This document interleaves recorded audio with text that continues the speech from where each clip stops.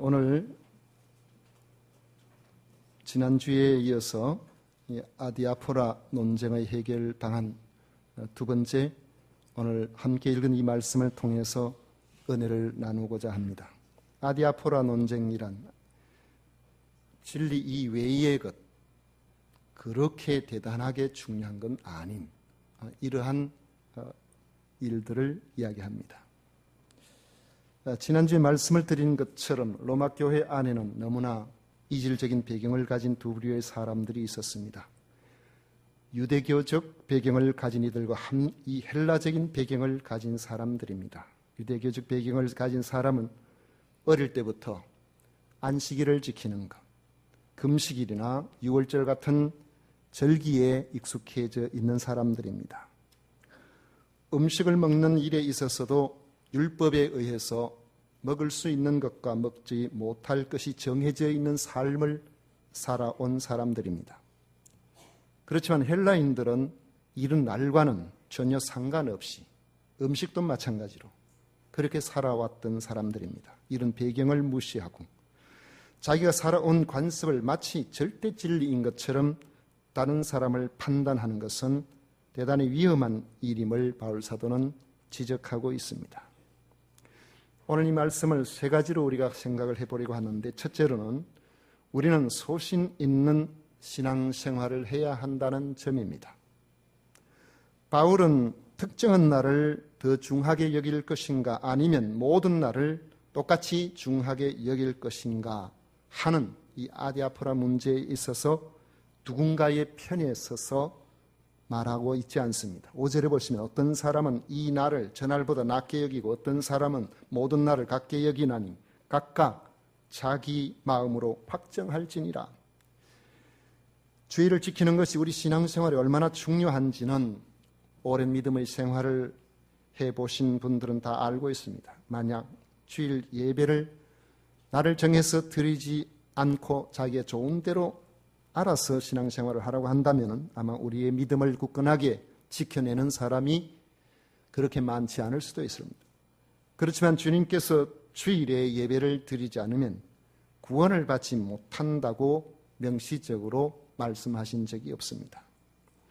우리는 주일을 귀하게 여기지만 그리스도인에게 있어서 따지고 보면 귀하지 않은 날은 없습니다. 주일을 지키는 것이 우리 신앙생활에 유익한 것처럼 모든 날들이 다 주님의 날이라는 믿음으로 사는 것도 귀한 일입니다. 그런데 한 가지 생각에 빠져서 자기와 다른 생각을 가진 사람을 판단하는 이러한 일들은 위험한 곳으로 빠져나갈 수가 있다는 것이죠. 그래서 바울은 골로새 성도들에게 보내는 편지에서 골로새서 2장 16절 17절에 보면 절기나 초하루나 안식일을 이유로 누구든지 너희를 비판하지 못하게 하라. 이것들은 장래 일의 그림자이나 몸은 그리스도의 것이니라. 이렇게 말씀하고 있습니다. 모든 날이 다 중요하지만 주의를 지키는 것이 내게 유익하다고 분명하게 생각하는 사람은 다른 사람을 판단해서 분쟁을 일으키기보다 스스로 그렇게 살기로 마음에 확정하여 살면 된다는 것입니다. 주일 성수가 구원 얻는 조건은 아니지만 주님께서 부활하신 날을 기억하여 헌신의 마음을 가지고 하루를 정성껏 드리는 것이기 때문에 우리의 신앙생활에 매우 유익하게 되는 것입니다. 먹는 음식 문제도 마찬가지입니다. 그것이 신앙에 유익하다면 그렇게 할 수 있습니다. 그러나 그것을 절대시하여 마치 자기와 달리 살고 있는 사람을 판단해서 공동체를 해치는 행동을 우리는 해서는 안 된다는 것입니다. 이것은 마치 우리가 주님과 우리 사이에 결혼 관계로 그렇게 에베소서에 말씀하고 있는 것을 염두에 두고 생각해 볼 수가 있습니다. 주님은 우리의 신랑이 되시고 교회는 주님의 신부가 됩니다. 서로 사랑하고 함께함으로 우리가 하나님 앞에 하나님의 자녀가 되었습니다. 청춘 남녀가 사랑하여 결혼을 하게 되었다면 사랑으로 부부가 된 것입니다. 그렇다고 해서 그가 살아왔던 삶의 모든 부분들이 하루아침에 서로에게 맞춰질 수가 없습니다. 취향이 다르죠. 살아온 배경이 다릅니다. 우리가 좋아하는 것들이 다르고 경험이 다릅니다. 그래서 서로에게 신앙의 정조를 지키는 이 부분에 확고하게 서로가 마음을 두고 있다면 그 외의 것들은 좀 기다려줄 필요가 있습니다. 내게 맞추라고 하지 말고 서로에게 맞추어 나가는 그러한 자세를 가질 때에 행복한 부부가 될 수가 있습니다. 우리가 예수 그리스도로 말미암아 하나님의 백성이 되었고 그리스도의 신부가 되었습니다. 우리들은 하나님께서 기뻐하시는 그 길을 향하여서 나아가는 성도로서 우리의 중심에 주님께서 원하시는 바를 위해서 살기로 작정하고 그렇게 살아가야 됩니다. 오늘 5절 끝에 각각 자기 마음으로 확정할지니라고 했는데 이 말씀은 신앙생활에 있어서 예와 아니오를 반드시 고백해야 할 부분이 있는가 하면 그렇지 않고 믿음의 분량에 따라서 소신껏 할 수 있는 부분도 있다는 뜻입니다. 둘째로 소신 있는 신앙생활을 우리는 어떻게 해야 될 것인가 하는 겁니다. 신앙생활을 자기 믿음의 분량에 따라서 소신껏 할 수 있다는 부분도 있다는 것이 자기 마음대로 신앙생활을 해도 된다는 그런 뜻은 아닙니다. 만약에 그렇게 된다면 너무나도 연약한 우리의 성품으로 말미암아 각자의 소신 있는 삶이 오히려 신앙생활을 왜곡시킬 수가 있기 때문에 그렇습니다. 그래서 사도는 조건을 달고 있습니다. 6절과 8절 사이에 나오는 말씀입니다. 우리 다시 한번 6절부터 8절까지 같이 읽도록 하겠습니다.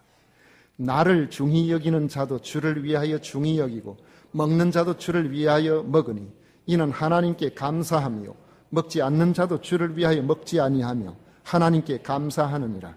우리 중에 누구든지 자기를 위하여 사는 자가 없고 자기를 위하여 죽는 자도 없도다. 우리가 살아도 주를 위하여 살고 죽어도 주를 위하여 죽나니 그러므로 사나 죽으나 우리가 주의 것이로다. 우리가 신앙 양심에 따라 무엇인가를 하려고 할 때에 분명한 전제 조건이 있는데 그것은 주를 위하여 하라는 것입니다. 자기가 그렇게 하고 싶어서 그렇게 하거나 그렇게 해도 좋다는 것이 아니고 이미 우리가 예수 그리스도로 말미암아 구원을 받아서 주님의 소유가 되었기 때문에 주님께서 무엇을 원하시는가를 생각하고 사나 죽으나 주를 위해서 그렇게 해야 한다는 것입니다. 그래서 함께 읽은 6절과 8절 말씀에 보면 주를 위하여, 주를 위하여, 주를 위하여, 주를 위하여, 주를 위하여 5번이나 반복해서 그렇게 말씀하고 있습니다. 왜 우리가 무엇을 결정할 때에 주를 위해서 해야 할까요? 7절을 보면 결국 우리의 운명의 결정은 주님께 있기 때문에 그렇습니다. 성경은 어느 것을 보아도 자기의 유익을 위하여 살라고 말씀하고 있지 않습니다. 자기의 유익은 주를 위하여 살게 될 때에 나타나는 결과입니다. 예수님의 십자가와 부활로 이미 주님의 것이 되었으므로 우리의 생사의 문제까지도 감사한 마음을 가지고 주를 위해서 살아야 한다는 것입니다. 그 이유를 9절에서 분명히 밝히고 있습니다. 이를 위하여 그리스도께서 죽었다가 다시 살아나셨으니 곧 죽은 자와 산 자의 주가 되려 하심이라. 그러므로 그리스도를 믿는 사람은 무엇을 하든지 주님을 위하여 사는 사람이 되어야 합니다. 하나님께로부터 받은 몸을 하나님의 영광을 위해 사용해야 한다는 것입니다. 1563년에 독일에서 만들어진 그 당시의 종교운동이, 종교개혁이 한창 진행될 그런 때입니다. 계획주의 전통적인 신앙 고백서가 되는 하이델베르그 요리문답서를 보면 그 첫 번째 질문에서 이 부분을 아주 심도 있게 다루고 있습니다. 사나 죽으나 당신의 유일한 위로가 무엇인가? 거기에 이렇게 답변하고 있습니다. 사나 죽으나 나는 나의 것이 아니고 몸과 영혼이 모두 미쁘신 구주 예수 그리스도의 것입니다. 주께서 보배로운 피로 나의 모든 죄의 값을 치러주셨고 마귀의 권세로부터 나를 자유하게 해주셨습니다. 또한 하늘에 계신 내 아버지의 뜻이 아니고는 나의 머리털 하나도 상하지 않듯이 주님은 나를 지켜주십니다. 실로 이 모든 것이 협력하여 나의 구원을 이룹니다.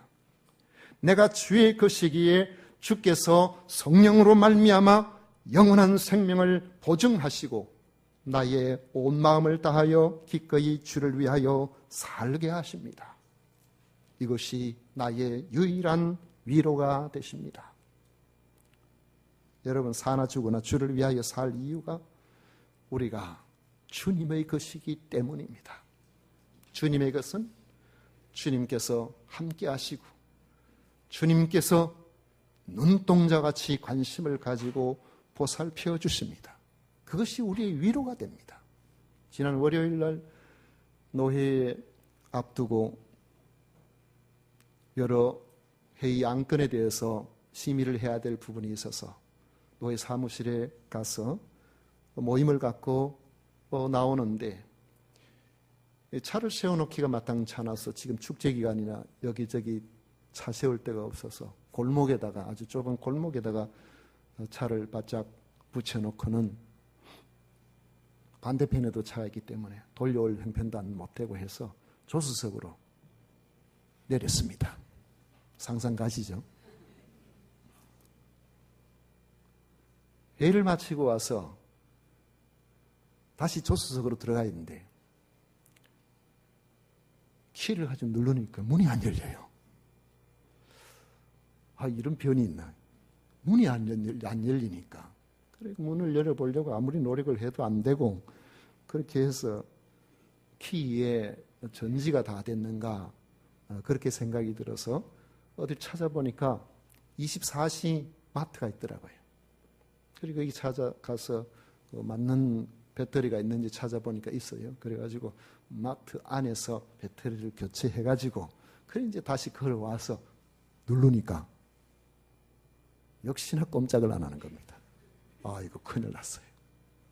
이걸 어떻게 해야 되는가? 잡아당겨봐도 안 되고 뭐 방법이 없어요. 그래가지고 어쩔 수 없이 전문업체에다가 전화를 해서 불러야 되겠다고 생각하는 그 순간에 골목에서 차가 하나 오는데 배터리를 교체해주는 차가 오는 거예요. 잠깐만 쓰세요. 썼어요. 내 차에 문이 안 열리는데 도대체 무엇 때문에 안 열리는지 모르겠으니까 차 좀 봐달라고 그러니까 바쁜 사람이 가다가 차를 세워놓고 문을 봐주는데 해보니까 배터리가 아웃됐습니다.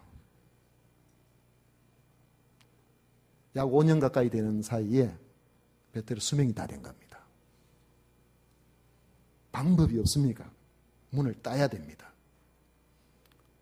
그런데 문을 따야 되는데 어디를 따야 되느냐 그러니까 조수석이 아니고 운전석 쪽이에요. 운전석은 저 벽책이 붙었어요. 얼마나 힘들게 문 딴다고 사이에 끼어 들어가지고 그래가 마침내 문을 따고 들어가서 앞에 본네트를 열고 그분이 자기 배터리를 가져와서 점프를 해가지고 시동을 걸었어요. 얼마나 고맙습니까? 그래가지고 사장님 비용이 얼마나 들었습니까? 제가 비용을 좀 드리고 싶습니다. 그러니까 비용 괜찮습니다. 그냥 제가 바쁜 길이지만은 그냥 해드린 겁니다. 그러면서 혹시나 배터리 문제 있거든 저한테 연락 주세요 하고서 명함을 하나 주고 가더라고요. 그분 갔습니다. 명함을 들고 이제 막 출발하려고 하다가 생각을 해보니까 배터리 문제로 지금 이 사단이 벌어졌는데 시동을 끄는 그 순간에 똑같은 문제가 또 발생을 할 수 있는 거예요. 그래서 평소에 가던 곳에 가서 배터리를 교체를 해야 될까 하다가 명함을 보니까 이렇게 고마운 사람에게 전화를 했더니만 제가 갈 수는 없고 다른 일로 왔는데 제가 어느 곳에 있으니까 그렇게 멀리 안 갔어요. 거기 오시면 배터리를 갈 수 있습니다. 나 현금 없는데요. 카드도 됩니다. 그래 갔더니만은 마침 차가 거기 도상에 서 있어서 친절하게 배터리를 잘 교체를 해주고 비용을 물으니까 얼마라고 해서 카드로 했는데 그분이 나가면서 하는 이야기가 다른 데서 하는 것보다는 한 2, 3만 원 정도는 사게 될 겁니다. 혼자 오면서 생각을 해봤습니다. 왜 하필이면은 배터리를 교체하는 사람이 그 골목에 그 순간이 지나갔을까? 바로 옆에 자기 업체가 있는 것도 아니고 하나님께서는 이렇게 때때로 우리가 느낄 정도로 내가 정말로 너 가까이 있다 하는 것을 알게 하실 때가 있습니다.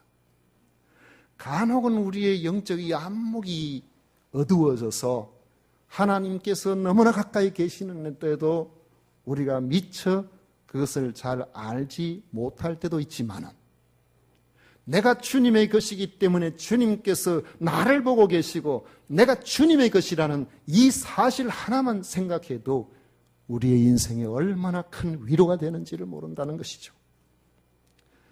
그러므로 우리는 갈라디아서 2장 20절에 나오는 말씀처럼 내가 그리스도와 함께 십자가에 못 박혔나니 그런즉 이제는 내가 사는 것이 아니요 오직 내 안에 그리스도께서 사시는 것이라. 이제 내가 육체 가운데 사는 것은 나를 사랑하사 나를 위하여 자기 자신을 버리신 하나님의 아들을 믿는 믿음 안에서 사는 것이라는 이런 고백적인 삶을 살게 되는 것입니다. 여러분 예수 그리스도를 주님으로 믿습니까? 그러면 여러분들은 주님의 것입니다. 주님의 것이라면 주님께서 여러분들에게 관심을 집중하고 계신다는 사실을 믿으십시오. 그것이 우리의 위로가 되는 겁니다. 우리는 신앙생활의 자유를 가지고 있습니다. 그러나 우리는 주님의 것이기 때문에 우리의 자유를 남용하지 않고 무엇을 하든지 주를 위해서라는 순수한 동기와 목적을 가지고 사는 그런 사람이 되는 것입니다. 한 가지를 우리가 더 생각하겠습니다. 소신 있는 신앙생활을 할 때에 우리는 그 결과를 기억해야 합니다. 사람들 중에는 다른 사람의 판단, 다른 사람의 말에 매우 민감한 이들이 있습니다.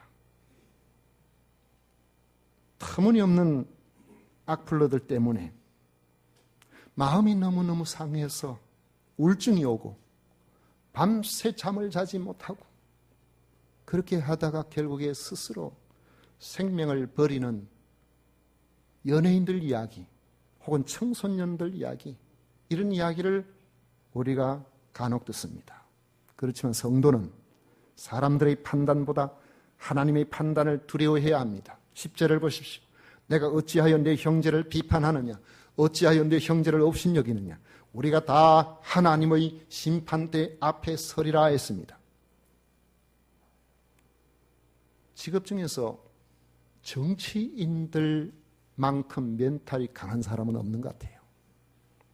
그렇게 욕을 먹어도 사람들 앞에 허허하고 웃으면서 나와서 손을 흔들고 악수하고 과연 그들의 정신력이 어디서 나왔는지를 모르겠습니다.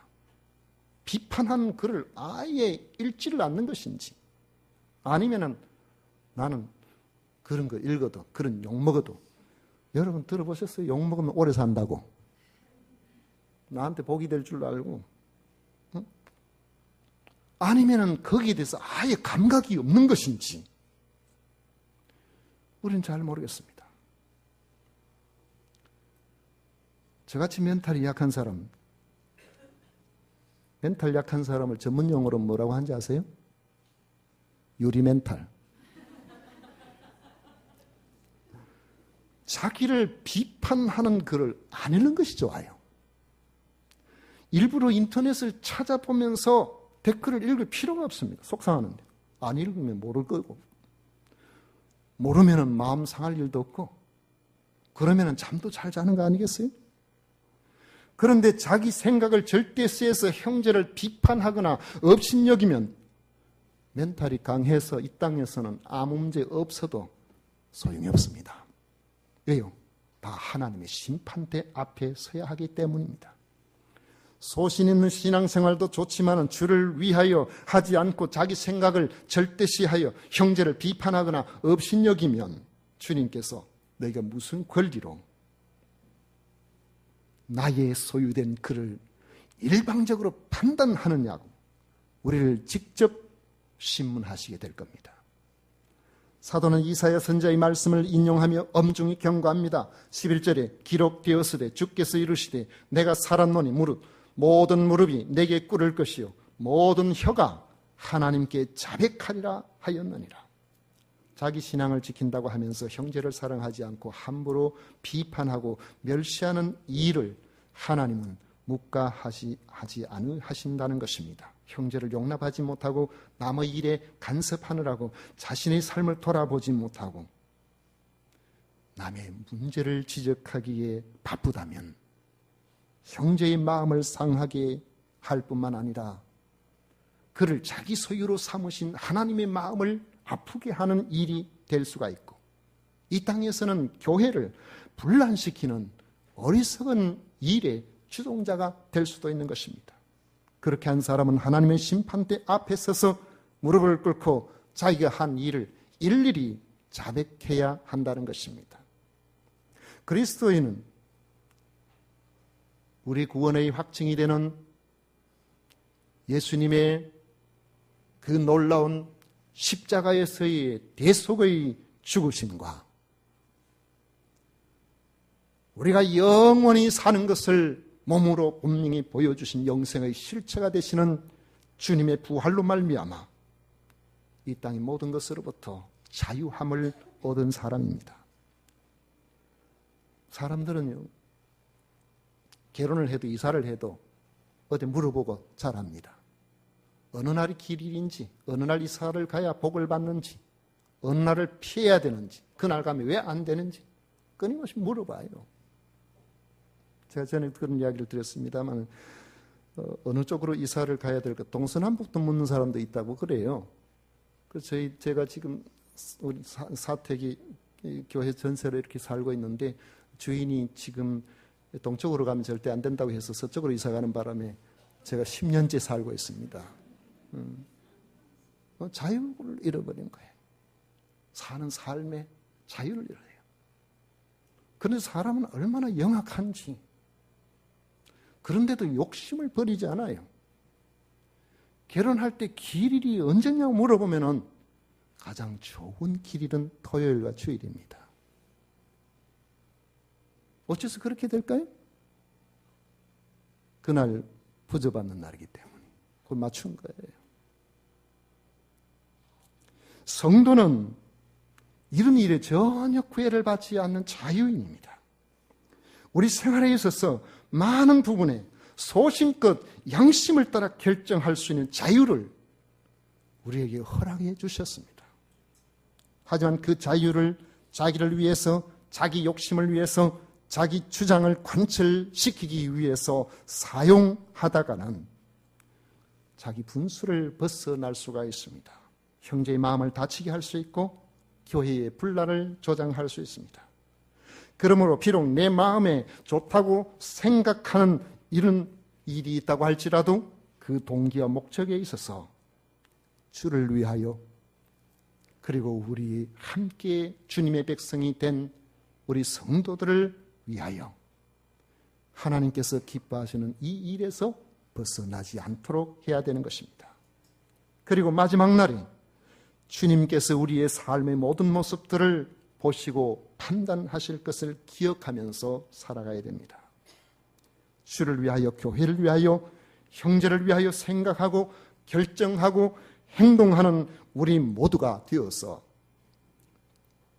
주님 앞에 나아가서 주님께 직구하게 되는 그날, 참 인생을 살면서 수고를 많이 했구나, 정말 나를 위해서 참 잘 살았구나, 주님께서 그렇게 칭찬해 주시는 우리 모든 성도님들이 되시기를 축원합니다.